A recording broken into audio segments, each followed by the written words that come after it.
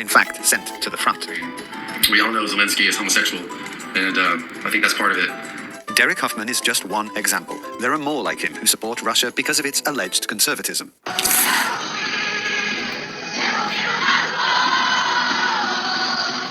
The Kremlin is actively trying to attract conservatives worldwide. It presents Russia as a bastion of traditional family values and portrays Europe as the corrupt West. But is this really true? Is Russia really as conservative as they say in comparison to the morally corrupt West?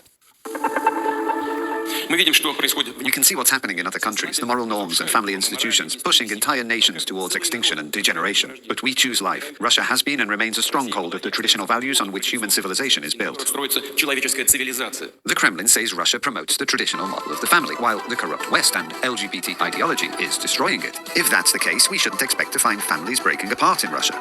Let's check. In the US, the divorce rate is around 33 to 42%. In the EU, it's around 38%. But in the self-proclaimed bastion of traditional family values, the figure is as high as 72%. According to the data from 2024, for every 10 new marriages in Russia, 8 end in divorce. This is a very high level. Even Russian officials mentioned that Russia is high up in the rankings of countries whose citizens divorce the most frequently. At present, according to the data, Russians are third in the ranking. There are approximately 700,000 divorces annually.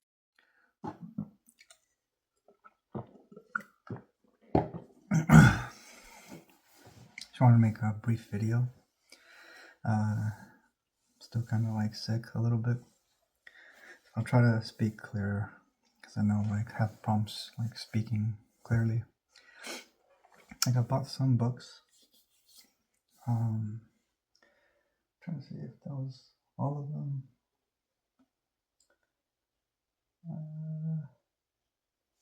This is the other one.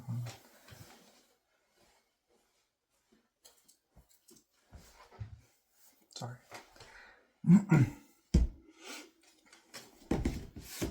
And also wanted to give my thoughts on, just brief thoughts on the debate that I saw, right, on the Hypostatic Union. It was Mike the Metaphysician and Bryce J, right? Bryce J is Orthodox Christian, Trinitarian. Mike the Metaphysician is Unitarian, right? And I enjoy listening to both, right? And I apologize too, because I was arguing in the chat with people, and yeah, I don't want to be like, disrespectful or whatever, because I know getting like when I argue with these like Orpha bros, they kind of get like little kids, they kind of like argue. I try to like, yeah, with anger or something, I don't know. It's childish, but the debate itself, I mean, there's not much I can say about it.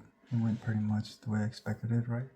Because you can't win any debates defending the Hypostatic Union. In fact, I was like, yeah, because in the chat I was saying, like, one of the easiest, kill shots to that doctrine, right, is whenever they appeal to the human nature, right, like God pertaining to his human nature, or the person pertaining to the human nature, suffering and dying, right? And it's like, okay, but what they don't mention is the union, right? Because this is what I was thinking every time I hear y'all try to appeal to the human nature. That so long as it remains intact to the divine nature, that union remains unbroken. Between the two natures, this person, you could say, like, you can argue from the person's divine nature while assumed to the human nature. Proves, or it's easy to demonstrate from that, like how I say it. I'm sorry, I'm trying to recall like how I said it. The person's pertains to the divine nature while assumed to the human nature proves that this person does not suffer and die or experience anything pertaining to the human flesh. Or you can say it the other way. The human nature pertaining to the union with divine nature, the person doesn't experience anything pertaining to the flesh or whatever. Because they always say pertain to the flesh, they appeal to the flesh, but it's like, you can't really appeal to the flesh because of the union.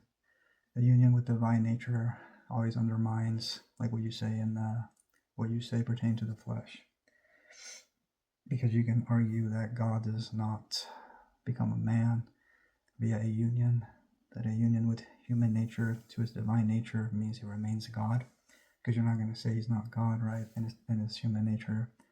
And so the person pertaining to his divinity while assumed to his humanity proves that he does not suffer and die or experience anything pertaining to the flesh, right? Because I think Bryce was appealing to God having blood, right? But it's like, okay, yeah, but that's based on the union he has with the human nature as a real human nature, right?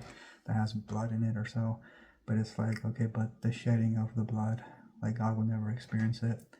And I told you, it's like pertains to the flesh, walks into the divine nature, that God does not experience any of these things, because pertaining to divine nature, he is God, and what is he pertaining to divine nature, right? What can he not do? He cannot be anything pertaining to the flesh, which is suffering and dying and all those things. And so it's a very like simple, like, I don't know, what do you say, refutation or something, or destruction of that no appealing to the flesh doesn't work, because it's unified to the divine nature. And what does this person pertain to his divinity? And so what he is pertaining to divinity, that is how he is in his humanity, right? So he is God pertaining to divinity as he is in his divinity, so is he in his humanity, right? And that's why like any appeal to the human nature doesn't work at all, because he remains God. That's why he reduces it all to like rhetoric. I said this I think I said this before in the past. Because I remember like was it Michael Lofton, right? Because he was quoting Athanasius and Basil of Caesarea, right? Basil the Cappadocian, I think it was, the Cappadocian father. Like Athanasius basically, like, based on like some of the other videos I saw a while back, right? How Muslims bring up the ignoite, right? The ignoite heresy. And that basically leads to Nestorianism. Because when you look at Athanasius' like commentary or something, or his response, he tries to deal with why the son doesn't know the day of the hour or whatever. And then he's like admitting that the son knows it, right? He knows it, but then that's appealing to his divinity and stuff. And then I think he said something like, when he pertained to the flesh, though, he doesn't know it. He said because that's what it means to be a man, right? Like it's proper for a man not to know it, which is basically because he has a human nature or something. And so yeah, through the ignoite, which is a monophysite heresy, but it becomes like a Nestorian heresy because you're making all these distinctions. Like he said something like that, right? Because I have it. I was responding to Lofton a long time ago. I saw him quoting those passages, and then I was like, yeah, that leads to Nestorianism, because it starts with the from the ignoite, right? The monophysite heresy. And it becomes Nestorian when you start saying things about the human nature, like whether you take it literal, that he's a literal man as well. And I said that both of those things don't work, because those two natures are not co-substantial with each other. And then the Cappadocian father, I mean, this is what like I usually hear all these Orthodox apologists appeal to, right? That it's a figure of speech or something, right? That's usually what they say. Because I know Basil, I think, is the one who says that. And it's just like, yeah, because... And so it starts off with him being God, and he remains God, and it's just like modalist tendency, right? Because I think that, to me, I feel like the modalist has this in common with like monophysite, that God remains one thing. And so when you speak of his humanity, what he is being in his human nature, it is a figure of speech, because God united to the human flesh is still God and pertain to divine nature, right? And so that's why you can only say it's a figure of speech, right? So you'll keep him God, but you'll keep him only one thing, which proves he doesn't become a man. And the way you're counting him as a man because of a union with human nature, it just means that you're counting him as a man in a different sense, because he is absolutely not being a man literally, because then that'd be Nestorian. And I'm sorry, my dog's barking. Like the people, like Christians they don't seem to understand. I'm sorry, hold on. Yeah, like the Christians don't seem to understand that heresy as you fall into them, even if you try to get around it with what you're saying, with how you're saying it. You can learn that just by listening to Miaphysites debating with Diophysites, Chalcedonian and non-Chalcedonian Christians arguing.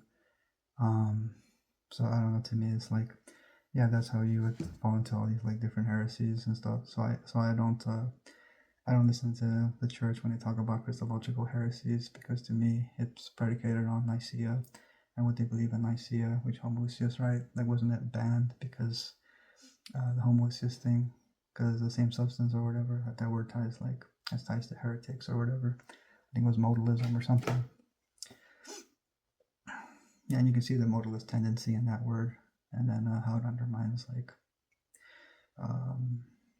depends though, because he's homoousios with us, that means he's a man, and so how he is a god, how he's God, is a man in the form of God, because of his union with the man's union with the divine. I think John says, because John believes that in the Bible, right? John says that Jesus is a man and has a very unique union with the Spirit, right? How we are given it with measure, but the Spirit is given to Jesus without measure, right? So Jesus has a very unique union, and so he's not teaching that Jesus is this God-man or something, and the Word was God, the Word became flesh, and all that. I mean, that's also a problem. It's like, what was the? I don't know. What was the other thing Bryce said? Because he appealed to the blood, he appealed to all these things, but he cannot actually prove without someone like doing what I said they could do. Like, if you're gonna say he experienced the shedding of his own blood, right? You can say that he did not shed, or he did not experience the shedding of his blood. If that union with the human nature remains intact to the divine nature, then the person pertaining to his divinity does not experience anything pertaining to the flesh, even the shedding of his own blood, or any of these things. And then, I remember now. He'll appeal to possible worlds or something, like possible worlds. It's like something to do with possible worlds, like because Jesus is corporeal, right? Because Mike believes that Jesus is a man, only a man, right? And so, because I think the objection comes from, like, if he is not, like what Athanasius says or believes, like Athanasius believes that if Jesus is not God, then he cannot save you, right? But then, like the problem that I was saying in the chat, I was like, because in any possible world, if Jesus isn't God, then he cannot, like, I guess he couldn't die or something, he couldn't save you or something. But then it's like, no, it's more like that if Jesus is God, the same way that the Father is God, then there is no possible world where he can actually save you if salvation requires not just human death, human suffering, or is not assumed is not healed, right? It has to be experienced in order for it to be healed, right? But also human faith. If he has no human faith, then he has no righteous life, because you cannot live a life without faith and be righteous in God's eyes, right? A life pleasing to God. It's not. It's like they always appeal to, well, God pleases God, only God can please God. And I'm like, no, I think that's part of their story when they say that God came down from heaven, assumed human nature in order to deify it, to assume it, right? But that it then entails that he can experience it to assuming it, but that can be refuted just by appealing to the union with divine nature, that he is never without his divine nature. And so you can say this person, like I said, pertain to the divine nature, assumed to the humanity, while assumed to the human nature. It's very important to say that while assumed to the human nature, pertaining to the union with divine nature, it remaining intact, right? Totally undermines everything about what you say happens to him in his flesh, like it being literal or a figure of speech, because that's fall into some kind of heresy, right? If you say it's a figure of speech, and it's like, well, he's just one thing, right? It's just God. It's just like this, like a monophysite modalist kind of thing, and then he's like both. He's Nestorian, right? Because I think every possible world he cannot save you, because he cannot die in any possible world because he's God. In every possible world he's just God. And sorry, I hope I came off clear. It's another thing he said. I forgot what else did he say. Should have wrote it down, but I didn't write it down, to be honest. There's just so many things wrong with that teaching, and because Bryce thinks that the councils are infallible, and I'm like, no, they're not. It starts problematic. Even from Nicaea, it's problematic. Like the co-substantiality, and he's only co-substantial with us, or God. He is not like both, to be honest, because it causes so many problems. And then Mary showed you all the other problems these councils have when they're enforcing heresies, or heresies that they know are heresies, and then when they can't discern infallibly, right, which one is the correct teaching. I'm like, Athanasius falling into the Ignoite heresy or something, because like what he says in his commentary on Mark, right? It's basically the Ignoite heresy, which is a monophysite heresy, but it becomes Nestorian, right? But he doesn't count against them because they need a council to officially condemn it as heresy. I'm like, it's either heresy or it isn't, independent of a council, regardless of a council or direct ecumenical council. But it proves that within your own mind that you are aware that that kind of thinking is heretical. And trying to remember what other things Bryce said. He talked about the communicatio idiomatum, and I said that no communication is necessary because, again, pertaining to the divine nature's union with the human nature, he never ceases to be God in the context of how the Father is God, right? Like it's a triune being, three persons in one being called God. That means they are all wholly immortal, wholly impassible, wholly omniscient, right? And so that's unity with that kind of divine nature assumed to the human nature. He would not need anything communicated to him. He would possess whatever it is that is God, whether it be the knowledge of the day and hour, which means he doesn't need to communicate it to him because he's one with the Father in being, the triune being, which means he is omniscient and remains omniscient while assumed to human nature. So human nature, human ignorance never really applies to him. It would be Nestorian if it did, right? But like divine mind is what the divine property of, I guess, divine omniscience or something. I said it's never affected by the union with human nature. So there's no need for him to be given the day and hour, right? He would know it. But the Bible says he doesn't know it, right? And so it's plainly taught that he doesn't know it in the scripture. And so it's like, is it literal that he's man and God, not knowing and knowing, right? This Nestorian.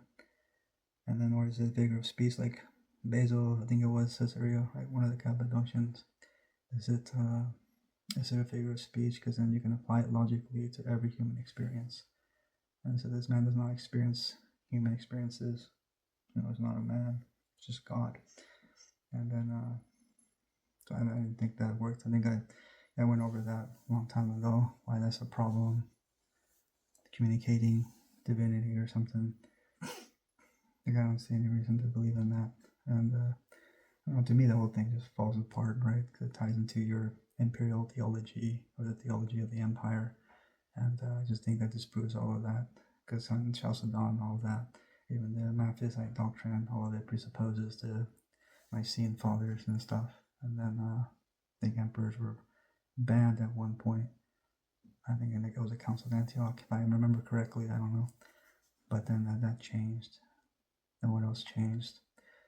Passover, right? You changed that. Constantine gave you a capital. Constantinople gave you a church, basilica, national church, basically is what it became, right? Or something, the capital. And then delegating state power to the church, where you can use state power to define orthodoxy and define and enforce it, right? That's something the church never had. So I would say that, the religion of empire is a very different religion than what you see in the New Testament. I mean, the Spirit is promised outside of that. This is why I said that you can readily access divine knowledge, right, outside of that kind of monolithic hierarchical religious structure of your religion, right? That it doesn't depend on such a religious hierarchy like that. I'm not saying that hierarchy is not important or whatever. No, but I would agree, like what you say, like the true theologian is one who prays, right? Like you don't need to understand all this philosophy stuff that I see Bryce and all of them studying, right? They're smart, right? I appreciate all that they do, right? I appreciate all that they do because I know they argue on TikTok and all that stuff. They put up with all that. And that's good that Christians, at least, are Christians, like they're arguing, right? Debating stuff like that. So I do appreciate Bryce J, and all of these Orthodox, right, apologists. I'm just saying, like, my frustration though is that that you cannot defend this, right? And this is kind of like when I was inquiring into Orthodoxy, right? Like you cannot actually give me good answers to these objections that I was giving you, which are the same ones that I give you today, right? So I already know that you cannot defend this teaching, and so it's like, what are you left with, right? You're left defending something that cannot be defended that no saint can defend. And so it is better for you to repent of this falsehood, but you don't want to do it because of the arrogance of being the church or something, the historical church. I mean, you see arrogance also with Protestants who don't like being told what the Bible says because they're supposed to be like the experts or something. But everyone got their kind of like pride or whatever. But and overall, the debate was like usual. Like, it doesn't, like, nobody, I don't expect anyone to be able to defend that teaching because it cannot be defended because it's based on falsehood. That's why. And then, so that's my thoughts on that debate. Sorry if I rambled. I wanted to go over some books that I got.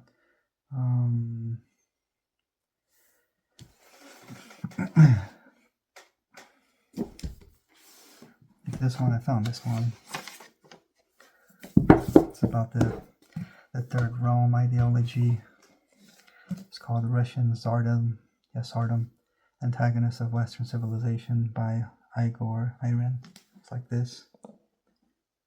That's what it looked like that. On the back, about the author, it says Igor Irin is a historian and author specializing in Russian history, geopolitics, and cultural studies. Born in Moscow, he emigrated to the United States in 1992, holds doctorates in optics, electrical engineering, and social psychology and economics, a prolific inventor, and over 60 technology patents and numerous technical publications in his name. Igor has long combined his scientific training with a passion for deep archival research. His work explores the intersections of faith, power, and identity, offering readers fresh perspectives on Russia's past and its relationship with the West. He hopes these insights will foster greater understanding and dialogue, paving the way for a future where humanity transcends division. I mean, that's good. This also reminds me of like a video that I was watching about Russia. Like, it's because y'all keep saying this stuff. Like, y'all think that at least these Byzantine nationalists is what I call you, right? Because you're obsessed with the Third Rome and all this kind of ideology, right? And so this was like this one video I was watching, like it popped up in my feed, right? And it was like it was just pointing out all the problems with Russia that because you call the West degenerate, right? And I'm like, okay, I mean that's fair, right?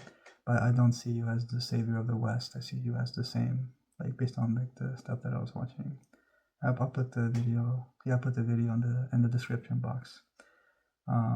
He's just going over like all the, like I think you had more abortions and divorce than America or something, and then other things like it had to do with the war in Ukraine or something.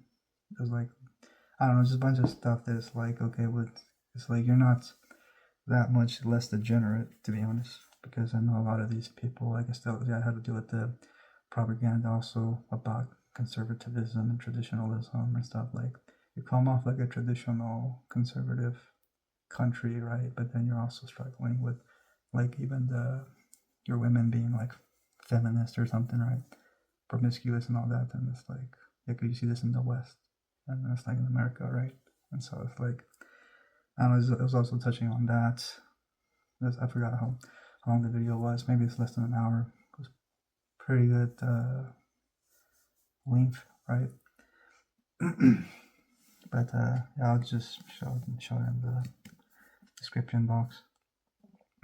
Like down here, the same book, it says Russian Tsardom, Antagonist of Western Civilization, brings to life the dramatic history of Russia as it forged its own unique path, often in opposition to the West, from the fearsome reign of Ivan the Terrible to the transformative rule of Tsar Alexei. This book offers a vivid portrait of a nation shaped by power struggles, faith, and the fight for identity. That also reminds me of the other book I had. I wanted to keep it, right, but it's because I keep like buying all these books. I might buy it again, but it was called Vladimir Lenin to Vladimir Putin. Search Russia in Search of Identity or something. I'm trying to remember the author's name. I don't remember the author's name. I think he has a YouTube channel. that's how I found the book, right? It was pretty interesting. I liked seeing, like, I liked, I was reading parts of it. It's like just going over the trauma and problems of what Russian people went through, right? Very horrible, like what they dealt with communism and all that stuff, right? And I think like y'all's church still has like influences from communists or something, and they're just searching an identity or something, right? And then here it says, long before Marx and Lenin, Ivan Vasily's son, better known as Ivan the Terrible, sensed the dangers of a world driven by greed. He saw how a wealthy, corrupt elite could tear society apart, and he predicted the conflicts and moral decay that unchecked profit-seeking would bring. His bitter disillusionment with England after it abandoned him and his wars against Poland and other rivals led him to value peace over wealth, even at a great cost. One striking moment came in 1581 when Ivan Envoys Leonte Shevrigan delivered a message to Pope Gregory XIII by refusing to kiss the Pope's shoe. Shevrigan sent a powerful signal of Russia's determination to remain spiritually independent, highlighting the growing tension between Orthodox and Catholic worlds. This story also explores the rise of the Russian Orthodox Church as the heart of the nation.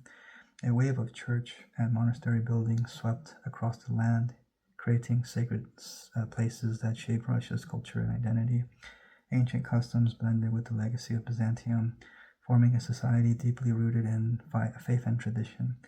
Under Tsar Alexei, Russia underwent major reforms led by the ambitious Patriarch Nikon. His efforts to align Russian religious practices with Greek Orthodoxy sparked fierce resistance and brutal crackdowns, revealing the struggles between power and tradition. Amidst this turmoil rose Stefan Razin, a bold Cossack leader who inspired the oppressed with promises of freedom. His rebellion swept through the countryside, but the dream ended in bloody battles against the Tsar's forces, a stark reminder of the high price of defiance. Russian Tsardom concludes with the rise of the Romanov dynasty, showing how the legacies of Ivan Alexei and their successors continue to shape Russia today. This is a story of a nation's long, complex journey, forever wrestling with its past, its faith, and its place in a changing world, right? That's a very nice cover, right? And I also got this other one. It's called The Old Believers in Imperial Russia, Oppression, Opportunism, and Religious Identity in Tsarist Moscow by Peter T. de Simon. It's like this. And I think it's about what they call old ritualists. I think they rejected Byzantine ideology, right? They came from this man named Nikon, right? His reforms or whatever. And then they, I guess, got persecuted for their dissent, right? And the back says, 2 Romes have fallen, the 3rd stands, and there will be no 4th. So spoke Russian monk Eugumen Filofey of Pskov in 1510, proclaiming Muscovite Russia as heir to the legacy of the Roman Empire. Following the collapse of the Byzantine Empire and the so-called Third Rome doctrine, spurred the creation of the Russian Orthodox Church. Although just a century later, a further schism occurred, where the old believers or old ritualists challenged Patriarch Nikon's liturgical and ritualistic reforms, and laying their own claim to the mantle of Roman legacy, while scholars have commonly painted the subsequent history of the old believers as one of survival in the face of persistent persecution at the hands of both Tsarist and church authorities. Peter de Simon here offers a more nuanced picture based on research into the extensive yet mostly unknown archival materials in Moscow. He shows the old believers are as versatile and opportunistic, and demonstrates that they actively engaged with and even challenged the very notion of the spiritual ideological place of Moscow in Imperial Russia, ranging in scope from Peter the Great to Lenin. This book will be of use to all scholars of Russian and Orthodox Church history. So, yeah, but let me see. I think I showed this one off before, because this one, it goes over all I guess it's all the liturgical claims, right, of these reforms or whatever. The mythology and stuff. Yeah, this one, I was reading from this one before, the liturgical past in Byzantium and early Rus by Sean Griffin. Deals with the Rus primary chronicle. This is the chroniclers of medieval Rus were monks who celebrated the divine services of the Byzantine Church throughout every day. This study is the first to analyze how these rituals shaped the writings of the Rus primary chronicle, the first written history of the East Slavs.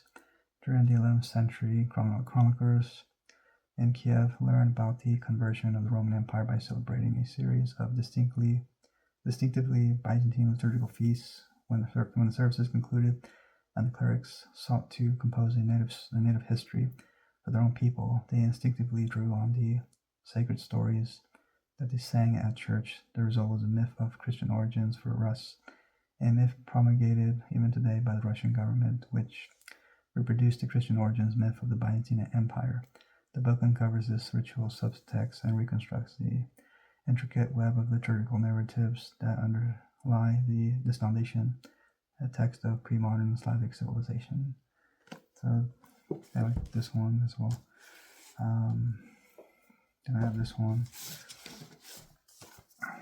It looked interesting. It's like From Idols to Icons, The Emergence of Christian Devotional Images in Late Antiquity by Robin Jensen. It's like this. The back just has people quotes. This is From Idols to Icons, and it is a sweeping work that tackles diverse aspects of image worship, including theological issues, the perception of the senses, and the various meanings of viewing. The question in Robin Jensen's book is not really about whether images were acceptable or powerful, but about whose images were to be tolerated. The result is an original and well-documented study that brings together the views of Christian and non-Christian authors, apologists, philosophers, and sophists. This is Broria, Britson, Ashkeloni, and the other person, Christopher Bealey. He said, this book is said to be a standard work in Christian art history, theological aesthetics, and the cultural history of late antiquity. A rarity in the field, Jensen's account is attentive to both the material culture that is early Christian art and the theological lenses into which it was and it is understood a masterful achievement. In the flap, it says, even the briefest glance at an art museum's holdings or an introductory history textbook demonstrates the profound influence of Christian images in art. From Idols to Icons tells the fascinating history of the dramatic shift in Christian attitudes towards sacred images from the 3rd through the early 7th century, from attacks on the cult images of polytheism to the emergence of Christian narrative iconography to the appearance of portrait-type representations of holy figures. This book examines the primary theological critiques and defenses of holy images in light of the surviving material evidence for early Christian visual art, against the previous assumption that 4th and 5th century Christians simply forgot or ignored their predecessors' censure and reverted to more alluring pagan practices. Robin M. Jensen contends that each stage of this profound change was uniquely Christian. Through a careful consideration of the cults of saints' remains, devotional portraits, and pilgrimages to sacred sites, Jensen shows how the Christian devotion to holy images came to be rooted in their evolving conviction that the divine was accessible in and through visible objects. So that's pretty interesting. It's like guide, right? So I just found this one called The Metaphor of God Incarnate, Christology in a Pluralistic Age by John Hick. Looks like that. Don't know if it's Anglican or something. In this groundbreaking work, right? This book came out in like 2005.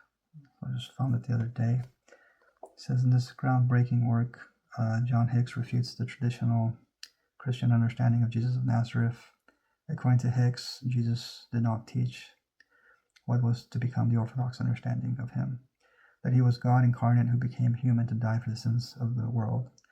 Further, the traditional dogma of Jesus' two natures, human and divine, cannot be explained satisfactorily, and worse, it has been used to justify great human evil.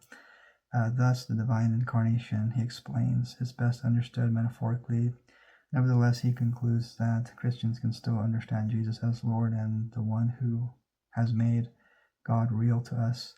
This second edition includes new chapters on the Christologies of Anglican theologian John Macquarie and Catholic theologian Roger Haidt, S.J., right?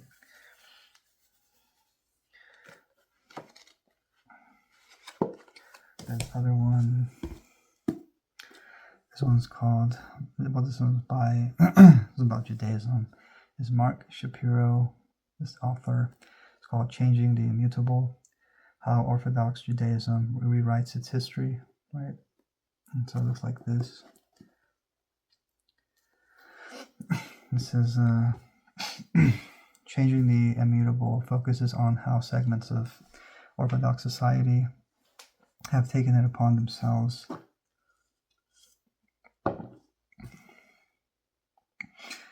to rewrite the past by covering up and literally cutting out that which does not fit their own worldview, for reasons ranging from theological considerations to internal religious politics to changing religious standards. Such Jewish self-censorship abounds, and Mark B. Shapiro discusses examples from each category. His analysis is illustrated by a number of images of the original text next to their censored versions, together with an explanation of what made them problematic and how the issue was resolved. Shapiro considers the concepts of history that underlie such changes, looking at how some Orthodox historiography sees truth as entirely instrumental, drawing on the words of leading rabbis, particularly from the Haredi world. He shows that what is important here is not historical truth, but a truth that leads to observance and faith in the sages. He concludes with a discussion on the concept of truth in Jewish tradition and when this truth can be argued. I have to step away for a little bit. And says, changing the immutable also reflects on the paradox of a society that regards itself as traditional, but at the same time is uncomfortable with some of the inherited tradition and thus feels the need to create an idealized view of the past. Shapiro considers this in context, detailing precedents in Jewish history dating back to Talmudic times, since the objects of censorship have included such figures as Maimonides, Baha, Ibn Pakuda, Rashi, Naphtali Harris, Wesley, Moses, Mendelssohn, the Haddam Sofer, Samson Raphael Hirsch, A.I. Cook, Delavich Rebbe, and J.B. Solovich, as well as issues such as Zionism, biblical interpretation, and attitudes to women and non-Jews in his book. Also serves as a study in Jewish intellectual history and how the ideas of one era do not always find favor with later generations. And so that's what this book is about, and interesting. So the one is The Ancient Constitution and the Origins of Anglo-American Liberty by John Philip Reed. Back it says, Reed makes a fine case for his view that ancient legal constitutional concepts were among the most important causes of the American Revolution. It's by Stephen Presser. That goes over, but basically the idea that I got was their ideas, like the colonies' idea of liberty and concepts like that already existed, and so they inherited it, and it appealed to something called the Ancient Constitution, which predates monarchs and all of that. And so that way they received inherited ideas and not invented ideas. And some radical liberals want to claim that it's all coming from some form of radical invention, the idea of American liberty or something. But the book talks about how it's kind of like inherited concepts of prior tradition, right? And so those are some of the books that I had, and It's talking about the debate, right? My thoughts on the debate. And then I guess I'll just stop it there, right? And I'll just say, may the Lord bless you and God bless.